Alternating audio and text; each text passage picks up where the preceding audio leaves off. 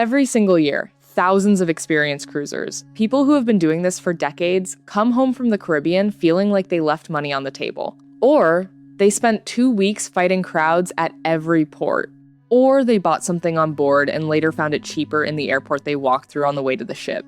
I know this because I have been there myself, more than once.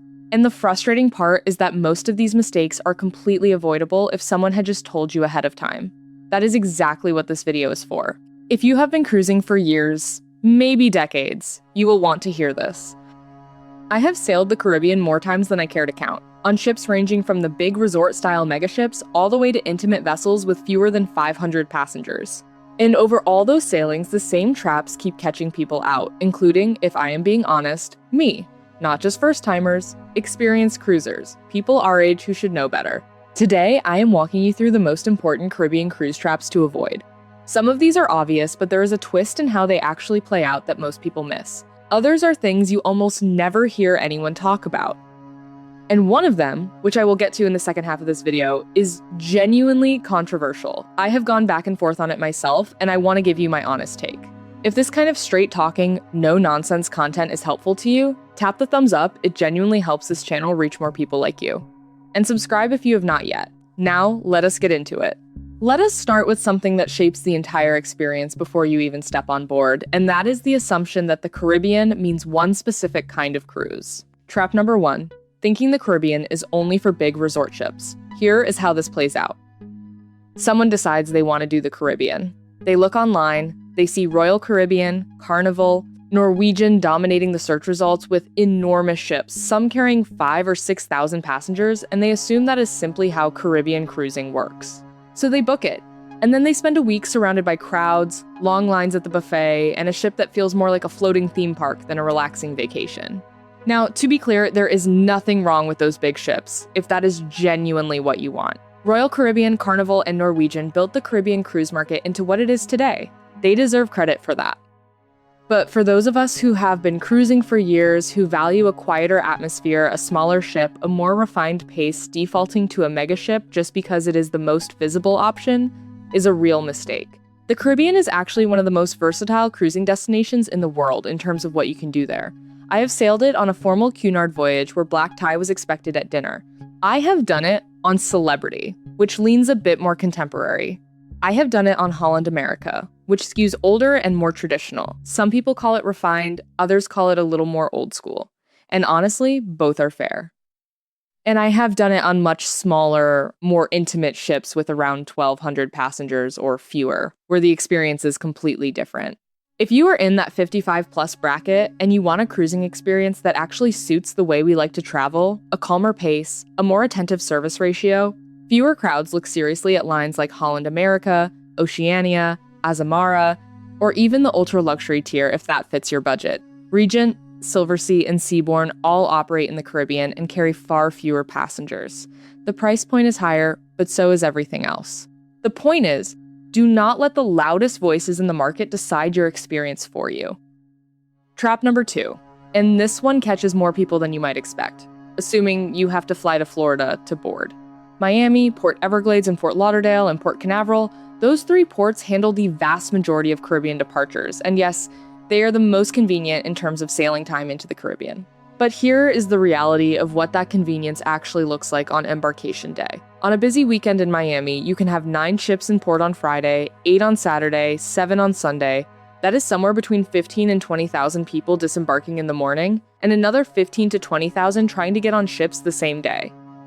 The traffic, the taxis, the lines, it can be genuinely unpleasant.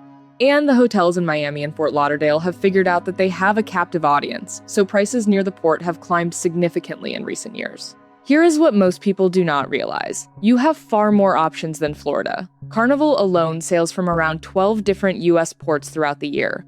Norwegian and Royal Caribbean each offer departures from roughly 9 different US cities at various times. Now, a fair warning, some of the older ships in a line's fleet get assigned to those smaller regional ports, so check which ship you are getting before you book. If you are coming from Europe, you do not need to cross the Atlantic at all. Lines like P&O, and some of the European carriers, will charter flights directly into Barbados or another Caribbean island and board you there. Some of the more upscale lines originate sailings from St. Martin or Barbados rather than the US mainland entirely. It is worth asking the question when you book, because a lot of people simply never think to ask it. Now, before I get into the next few traps, and these are the ones that tend to cost the most money, so stay with me, I want to mention something that a lot of viewers have been asking about. Between this video covering the traps in the ports and the planning decisions, and the dozens of other tips I cover across this channel, there is a lot of ground to cover. The Season Cruiser's complete pack pulls everything together in one place: the fees to avoid, the things to do the moment you board, the questions to ask before you book that most cruisers only think of after they sail. You will find the link in the description below, or scan the code on your screen right now if you want to keep it somewhere you can come back to every time you plan a sailing. Right now though, let me get to the trap that I think catches the most experienced cruisers off guard, because this one is about something you have almost certainly already booked. Trap number 3 is about where you actually end up when you dock and how sameness quietly ruins a Caribbean cruise without you even noticing it is happening. Here is the truth. There are surprisingly few ports in the Caribbean that can handle large cruise ships. And the reason is simple. It takes serious infrastructure to manage 15,000 people pouring off ships in a single morning. So the ports that make the cut tend to be the ones that have invested heavily in tourism infrastructure. Cozumel, Nassau, St. Martin, St. Thomas, Ocho Rios. You have been to them, I have been to them, a lot of us have been to them a dozen times, and that repetition is the trap. Not that those ports are bad, some of them are genuinely beautiful. But when you have been to the same 5 stops on 4 different Caribbean itineraries and you start to feel like one port blurs into the next, that is not the Caribbean's fault. That is an itinerary planning problem. It helps to understand the main itinerary structures that exist. The short option, 3 to 4 nights, typically hits the Bahamas. The Eastern Caribbean runs 7 nights and takes you to places like Puerto Rico, St. Martin, Antigua, Dominica, St. Kitts, and the US and British Virgin Islands. The Western Caribbean, also typically 7 nights, covers Key West, Cozumel, Costa Maya, Roatan, the Cayman Islands, and Belize. Many lines alternate east and west, which means you can string them together into a 14-night itinerary that covers considerably more ground. For something further afield, look at the 10-night Florida departures that sail much further south all the way down to Barbados, sometimes Curacao. And there is a genuinely underrated option: partial Panama Canal transits, also around 10 nights, that sweep south and then work back up through the Western Caribbean. That itinerary gives you a completely different sense of the region. The other thing worth doing, and this is a practical tool I want to put in your hands, is checking a site called cruisetimetables.com before you finalize any excursion plans. It shows you exactly which ships are in port on any given day. I was in Cozumel on a day when 2 large Royal Caribbean ships, a Carnival ship, and Celebrity Edge were all docked at the same time. I knew that going in because I had checked. So instead of heading to the obvious beach clubs where 12,000 other people were heading, I chose something different. That one piece of information changed my entire day. Use it. Have you been to the same Caribbean ports so many times they have started to blur together? Tell me in the comments which one you are genuinely tired of and which one still surprises you. I read every single one. Trap number 4 is one I want to address carefully, because it is genuinely debated and I do not think there is a clean answer. Private islands. Almost every major cruise line now has one. Royal Caribbean has Perfect Day at Coco Cay, which reportedly had around $250 million invested in it. Princess has Princess Cays. Holland America has Half Moon Cay. Norwegian has Harvest Cay. Disney has Castaway Cay. They are beautiful, well-run, and immaculately maintained. The beaches are clean, the facilities work, the food is easy. If you want a relaxed, uncomplicated beach day, they deliver that. But here is the tension, and it is worth being honest about it. When you spend a port day on a cruise line's private island, you are not experiencing the real Caribbean. You are not interacting with local people, not putting money into local hands, not seeing anything of the actual culture or history of the region. You are, in effect, staying inside the cruise line's ecosystem for one more day. And some experienced cruisers feel strongly that that is a missed opportunity. Others will tell you that after years of navigating chaotic port days, the touts, the traffic, the pressure, a quiet, organized beach day is exactly what they want, and they have earned the right to it. Both positions are fair. I am not going to tell you one is wrong. What I will say is, go in with your eyes open. Know what you are choosing and what you are trading for it. That is all I ask. Now let us talk about timing trap number 5, because this one directly affects your budget and your blood pressure.